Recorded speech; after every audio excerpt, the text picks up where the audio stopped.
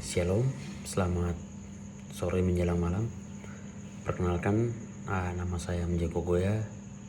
Saya mahasiswa Universitas Cendrawasih atau UNCEN. Saya dari Fakultas FISIP, Program Studi Ilmu Pemerintahan. Pada kesempatan ini, saya akan menjelaskan 5 definisi kekuasaan menurut para ahli dan menurut saya. Menurut para ahli, yang pertama yaitu menurut Montesquieu. Montesquieu pernah mengatakan bahwa ada tiga golongan atau biasa diistilahkan trias, ya. Itu ada di dalamnya ada 3 kekuasaan, yaitu kekuasaan legislatif, kekuasaan eksekutif, dan kekuasaan yudikatif. Dan menurut Max Weber menyatakan bahwa kekuasaan dapat diartikan sebagai sesuatu yang menyeramkan karena harus memaksa orang lain untuk mewujudkan keinginannya. Ya, ini agak sedikit menyeramkan. Ini menurut Max Weber, karena menurutnya kita harus memaksa orang lain untuk mengikuti keinginan kita. Dengan cara apa itu? Kemudian menurut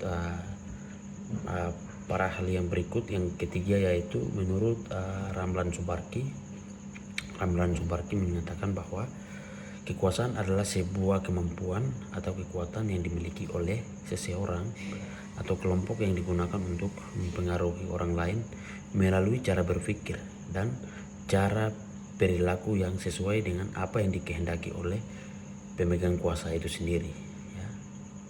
Kemudian yang keempat yaitu menurut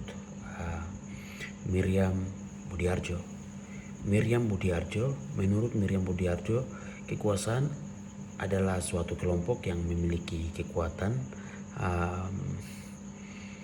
yang dimana kekuatan itu digunakan untuk mempengaruhi perilaku individu atau kelompok lainnya yang sesuai dengan keinginannya, begitu.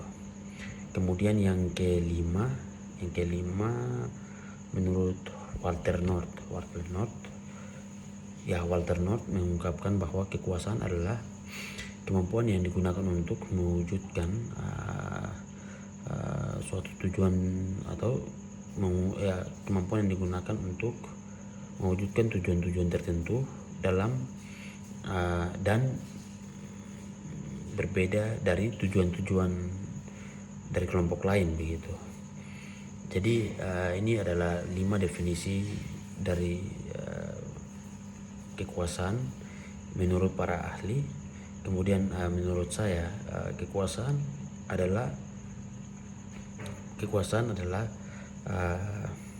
kemampuan yang dimiliki seseorang, yang dimiliki individu untuk dapat menguasai orang lain, baik itu dari cara perilaku kita, cara kita berbicara, cara kita bersikap, cara kita mempengaruhi orang tersebut dengan cara apapun.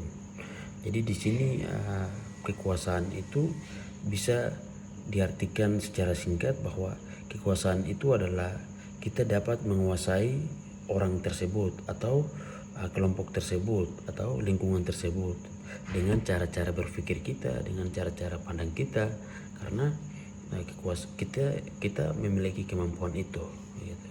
Jadi di sini kalau dalam konteks pemerintahan lebih pada wewenang, yang memiliki kewenangan untuk melakukan keputusan, untuk melakukan kewenangan dalam mengatur birokrasi dan lain-lain. Mungkin ini yang saya dapat sampaikan. Mohon maaf apabila ada salah, mohon dimaklumi jika ada kata-kata yang menyinggung perasaan atau tidak sesuai. Terima kasih, shalom, selamat malam.